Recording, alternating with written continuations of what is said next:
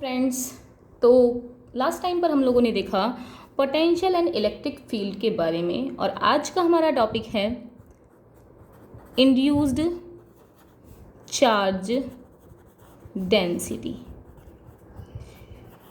इससे पहले एक बार हम लास्ट वाले टॉपिक पर थोड़ा सा डिस्कस करते हैं और हम बात करते हैं उसमें हम लोगों ने जो देखा इससे पहले, तो वहाँ हम अब तक देख कर आए हैं पोटेंशियल एंड इलेक्ट्रिक फील्ड के बारे में, right. Potential and electric field के बारे में, जहाँ हम लोगों ने समझा कि अगर ये कोई एक शीट है, जहाँ मेथड ऑफ शीट समझ रहे थे और इनको एक कोऑर्डिनेट्स में डिवाइडेड कर दिया था, जिसमें ये coordinate x, y and this was z। अगर यहाँ जब हमने बात की कि कोई चार्ज है प्लस का q and here charge minus q, और ये प्लस का q जो चार्ज है वो ओरिजिन से z बराबर d डिस्टेंस पर है, और ये जो माइनस का q चार्ज है वो माइनस d डिस्टेंस पर है, जिसमें हम लोगों ने देखा कि पोटेंशियल और इलेक्ट्रिक फील्ड जब हमने जाना, तो इससे पहले हम लोगों ने लास्ट लेक्चर में ये सब चीज़ डिफाइन करी हैं कि अगर कोई प्लस का क्यू चार्ज है तो हम देखते हैं माइनस क्यू चार्ज कैसे आता है।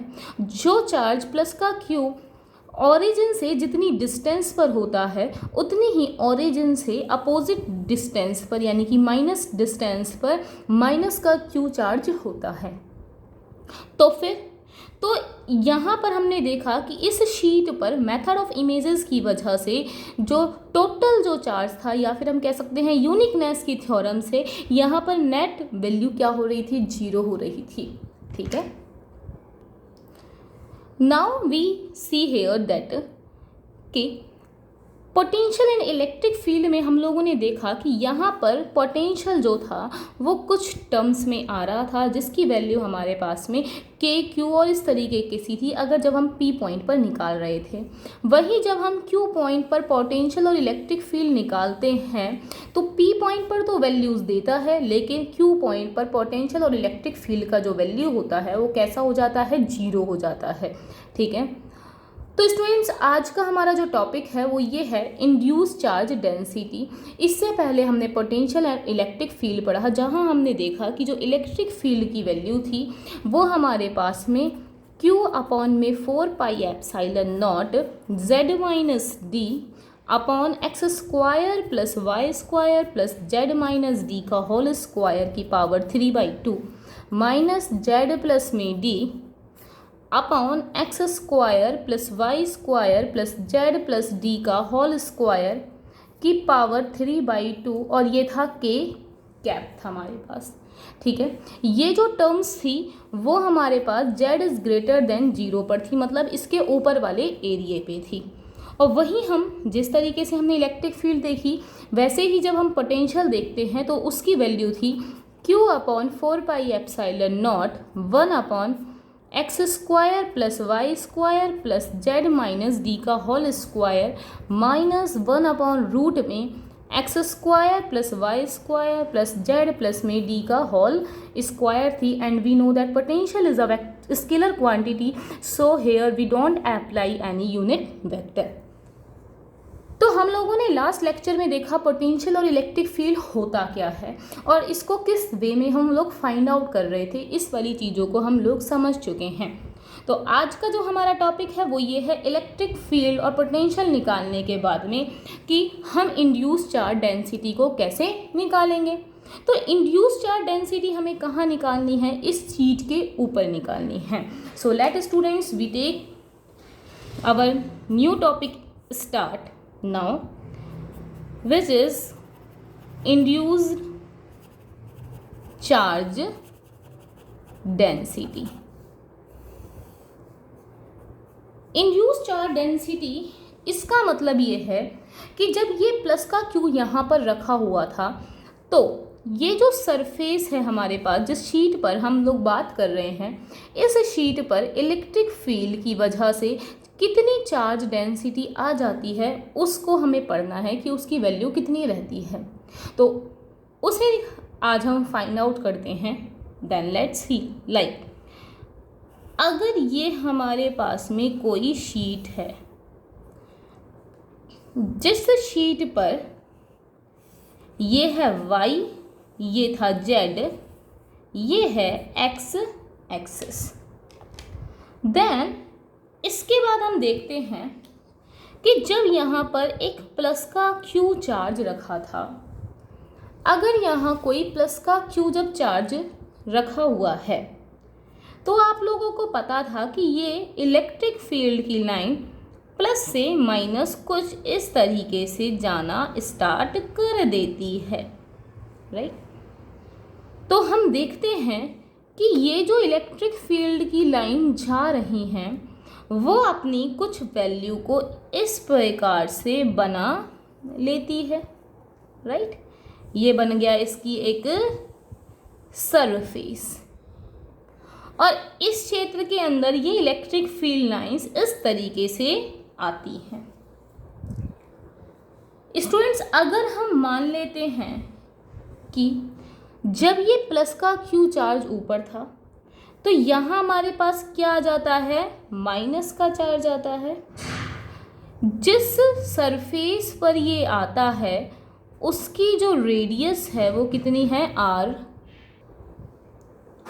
और इस r रेडियस पर हमने कहा कि यहाँ पर इस सरफेस पर जो चार्ज डेंसिटी आई है वो हमने सपोज करी कि कितनी है, सिग्मा r।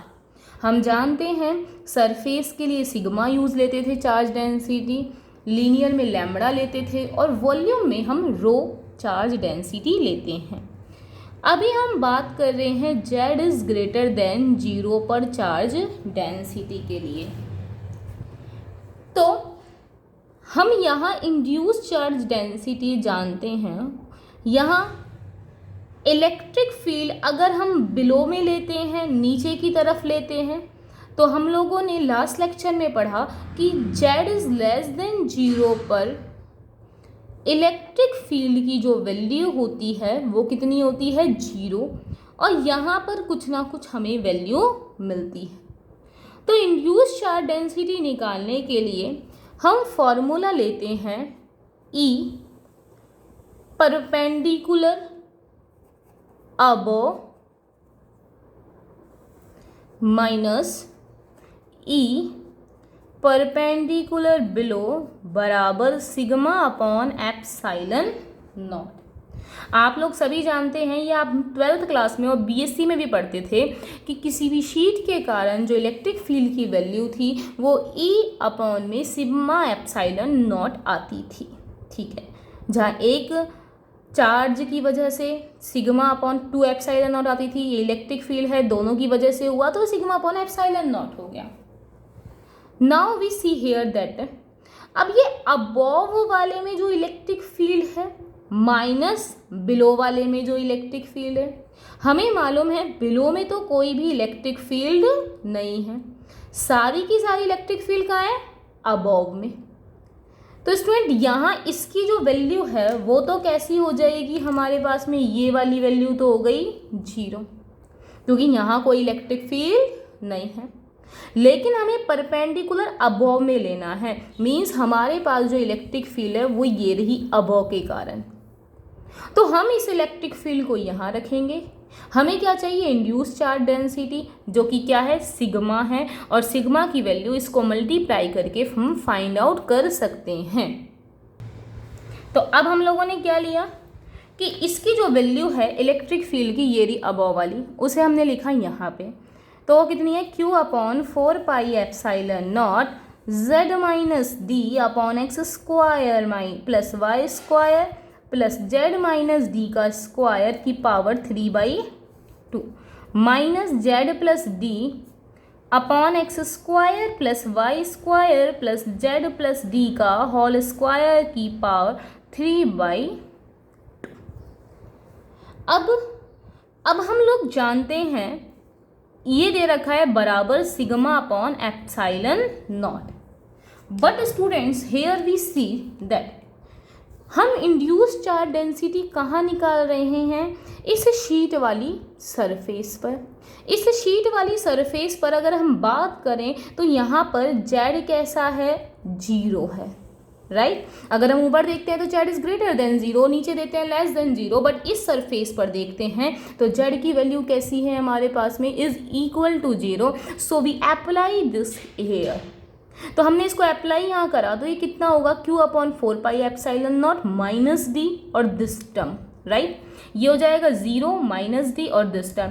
अब आपने देखा ये माइनस डी, ये माइनस डी, नीचे की टर्म सेम है, तो ये दोनों कैसी हो जाएंगी? ऐड हो जाएंगी। Is equal to sigma upon epsilon naught, जहाँ से हम क्या कर सकते हैं? सिग्मा की वैल्यू को फाइंड आउट कर सकते हैं। तो इस एप्सिलॉन नॉट को हम यहाँ लेके जाते हैं और जेड की जगह 0 लिखते हैं और दोनों को ऐड कर देते हैं। तो आने वाली टर्म हमारे पास ये होगी कि सिग्मा की वैल्यू देखी तो sigma r is equal to minus q epsilon naught 2d upon 4 pi epsilon naught x square plus y square plus d square की पावर 3/2। तो ये हमारे पास में एप्सिलॉन नॉट से एप्सिलॉन नॉट कैंसिल, 2 से 2 फोर्स कैंसिल, तो ये आई value minus q d upon में 2 pi x square plus y square plus d square की पावर 3/2। तो स्टूडेंट हम कह सकते हैं कि हमारे पास में जो इंड्यूस चार्ज डेंसिटी आई है वो कितनी आई है? Q d 2 pi x square plus y square plus d square की पावर 3/2। ये हमारे पास क्या आया है? Charge density. अब ये जो चार्ज डेंसिटी है वो हमें दिख रहा है कि वो किस किस चीज़ पर डिपेंड है? डिस्टेंस पर, मतलब x square plus y square पर। तो हम यहाँ से क्या कह सकते हैं कि x square plus y square, तो जिससे पता चला कि x square plus y square जो है वो एक डिस्टेंस की वैल्यू है, ठीक है। और सरफेस के अंदर हम यहाँ देख सकते हैं कि इसके अकॉर्डिंग हमें दे रखा है कि r square is equal to x square plus y square. तो हम कह सकते हैं कि जो सिग्मा है, चार्ज डेंसिटी है, वो बेसिकली किस पर डिपेंड कर रही है? डिस्टेंस पर डिपेंड कर रही है। मतलब ये जो वैल्यू है सिग्मा की वो डिस्टेंस पे डिपेंड कर रही है। So we can say that induce charge density is a non uniform, right. मतलब कि ये जो इंड्यूस चार्ज डेंसिटी है वो हमारे पास में यूनिफॉर्म नहीं है, वो एक समान नहीं है, वो असमान है, वो डिस्टेंस पर डिपेंड कर रही है। तो डिस्टेंस जैसे जैसे बढ़ेगी, कम होगी, वो उस अकॉर्डिंग वैरी करती रहेगी, राइट। तो स्टूडेंट ये तो हम लोगों ने निकाला जिसे हम कहते हैं induce charge density. Next topic है हमारा इसके बाद में टोटल इंड्यूस चार्ज डेंसिटी। तो हम नेक्स्ट पढ़ेंगे total induced charge density. Total induced charge density हम जानते हैं, उसे हम ऐसे लिख सकते हैं कि Q is equals to integration of sigma dot area, right. तो हम यहाँ लिख सकते हैं this total induced charge on the sheet. तो टोटल इंड्यूस चार्ज जो है शीट पर अगर हम बात करते हैं तो वो होगा कितना? Q is equal to sigma, ये है इंड्यूस चार्ज डेंसिटी, टोटल मतलब उस पूरे एरिया में कितनी चार्ज डेंसिटी हमारे पास आती है वो कितनी आएगी? Sigma dot D S. तो सिग्मा डी एस के अकॉर्डिंग हम जानते हैं कि सिग्मा तो हम एज इट इज़ रख सकते हैं यहाँ से, और हम बात करते हैं फिर उसके बाद में डी एस की। तो ये कितना हुआ हमारे पास में? Q induced is equals to sigma कितना है? Minus q into d 2 pi x square plus y square plus d square की पावर 3/2। और यहाँ हमें लिखना है डी एस के बारे में। सो स्टूडेंट्स, हम जानते हैं कि हमने देखा जो शीट पर बनने वाला जो एरिया था वो कुछ इस तरीके से बन रहा है, जिसकी जो रेडियस है वो कितनी है, आर रेडियस है। तो ये जो आर वेक्टर है वो किन दो चीज़ों पे डिपेंड कर रहा है, जेड पर डिपेंड नहीं कर रहा, क्योंकि ये प्लेन सरफेस बना रहा है, ये एरिया बना रहा है। तो हमने कहा यहाँ आर वेक्टर होगा एक्स आई कैप प्लस में वाई जे कैप, जिससे इसका एरिया कितना हो जाएगा, डी एस, मतलब कि डी आर या डी एस बोल सकते हैं, ये कितना हो जाएगा, डी एक्स डी वाई हो जाएगा, राइट। या फिर अगर हम इसको पोलर कोऑर्डिनेट्स के फॉर्म में देखें, हम कहें इन पोलर कोऑर्डिनेट्स, तो वो होगा x square plus y square is equal to r square. और हम यहाँ से कह सकते हैं पोलर कोऑर्डिनेट के अंदर जो एरिया होता है उसको लिखते हैं d s is equal to r d phi के फॉर्म में। तो स्टूडेंट यहाँ ये आया सिग्मा, अब यहाँ लिखना है हमें डी एस की वैल्यू, तो डी एस कितना है, आर डी फाई के फॉर्म में है। अब हम लोगों को इसके करस्पॉन्ड टोटल चार्ज निकालने के लिए यहाँ आर डी फाई है, तो इसे क्या कर देंगे, टोटल इंटीग्रेशन कर देंगे। तो टोटल चार्ज इंड्यूस्ड हमारे पास हुआ Q इज इक्वल टू, यहाँ minus q d upon 2 pi, it is a constant quantity so we take it outside, so minus q d upon 2 pi, and यहाँ हमने इसको लिखा x square plus y square को क्या लिख सकते हैं, आर स्क्वायर। तो ये क्या बन जाएगा हमारे पास में 1 अपॉन में r square plus d square की पावर 3/2, और it is as it is r d phi. तो स्टूडेंट्स, हमें यहाँ क्या करना है, इंटीग्रेशन। अब इंटीग्रेशन देखो दो फॉर्म में हो रहा है, एक तो आर के करस्पॉन्ड और दूसरा हो रहा है फाई के। फाई हम जानते हैं पोलर कोऑर्डिनेट्स के अंदर इसकी जो वैल्यू है वो कितनी रहेगी, 0 to 2 पाई रहेगी, राइट। और आर के करस्पॉन्ड करते हैं तो वो कितनी रहेगी, इन्फिनिटिव तक ये वैरी कर सकता है। अब ये डी फाई जो है वो किसके लिए है, 0 से 2 पाई। अगर हम इस वाली कंडीशन का इंटीग्रेशन करते हैं 0 से 2 पाई और ये डी फाई का, तो इस वाली वैल्यू का कितना आ जाएगा, 2 पाई। तो हमने लिखा क्या, Q is equal to minus 2 pi q d upon में it is as 2 pi, again 0 to infinite 1 upon r square plus d square की पावर 3/2 आर डी आर, ये ले लिया अब हम लोगों ने। अब हमें सिर्फ ये वाला इंटीग्रेशन सॉल्व करना है, जहाँ इसे हमने देखा 0 से इन्फिनिटिव लेना है, तो ये r square plus d square को हम लोग लेट कर लेते हैं लाइक टी स्क्वायर। अब हमने इसको लेट करा और फिर हम इस इंटीग्रेशन को सॉल्व करते हैं। तो हमारे पास में आने वाली जो टर्म थी वो ये है कि Q is equal to minus q d 0 to infinite 1 upon r square plus d square की पावर 3/2, और यहाँ आ गया कितना, आर डी आर। जब हम इसको अगर सॉल्व करते हैं तो हम लेट करते हैं कि r square plus d square is equal to t square, और जब इसको सॉल्व करेंगे इंटीग्रेशन में ये ले लिया हमने, जो वैल्यू थी इसको लिया, टी स्क्वायर के इज इक्वल रखा, डिफरेंशियल करने पर हमने देखा 2r/dr, और here we know that d square is a constant, so यहाँ से हमने देखा 2t dt। तो आने वाली टर्म कितनी हो गई हमारे पास, r/dr is equal to t dt।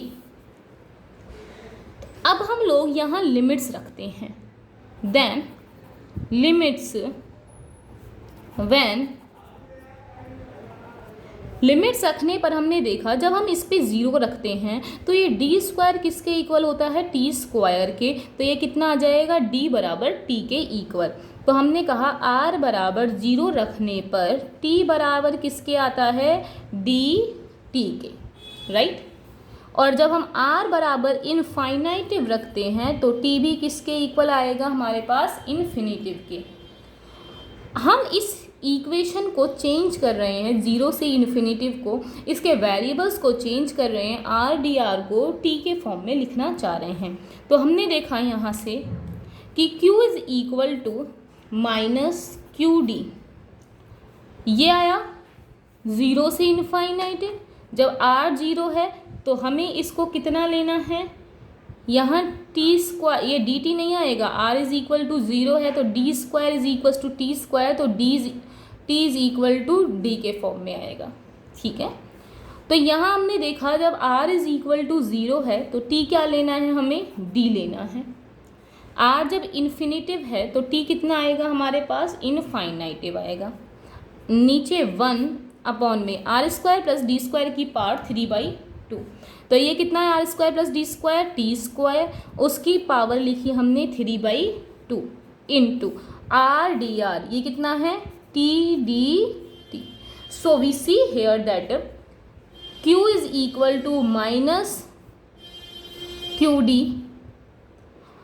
T square से ये कैंसिल 3 और ये कितना रह जाएगा हमारे पास, integration d to infinity 1 upon t square d t. अब q is equal to q d और ये आ गया 1 अपॉन टी, टी से infinity on solving integration. Now apply limit, तो q d 1 upon infinity minus 1 upon d, and here we see that the value will be minus qd upon में d. So students, we see here that total induced charge density capital Q will be equal to minus q।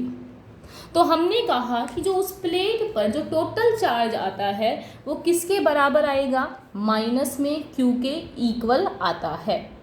इस वजह से वहाँ पर हम देखेंगे q is equal to minus q charge आने की वजह से वहाँ एक फोर्स अप्लाई होगा। तो नेक्स्ट टॉपिक में हम फोर्स निकालेंगे, लेकिन अभी हमने देखा कि q बराबर किसके आया है, माइनस स्मॉल q के। Thus the total charge induced on the plate is minus q. तो हम लोगों ने आज देखा कि capital Q is equal to किसके आया है, माइनस क्यू के। मतलब कि वो जो टोटल चार्ज है वो उस वाली प्लेट के अंदर कितना इंड्यूस हो रहा है, माइनस क्यू के इक्वल इंड्यूस्ड हो जाता है। तो फ्रेंड्स, हम लोगों ने देखा आज के लेक्चर में टोटल चार्ज इंड्यूस्ड प्लेट पर कैपिटल Q जो है, जो टोटल चार्ज है वो हमें माइनस क्यू के इक्वल ही मिलता है। तो इसके बाद लास्ट लेक्चर में, नेक्स्ट लेक्चर में हम देखेंगे कि फोर्स और वर्क जो है वो हमें इस चार्जेस के लिए कितना देखना होता है, राइट। तो आज का हमारा ये वाला टॉपिक कंप्लीट होता है। Thank you.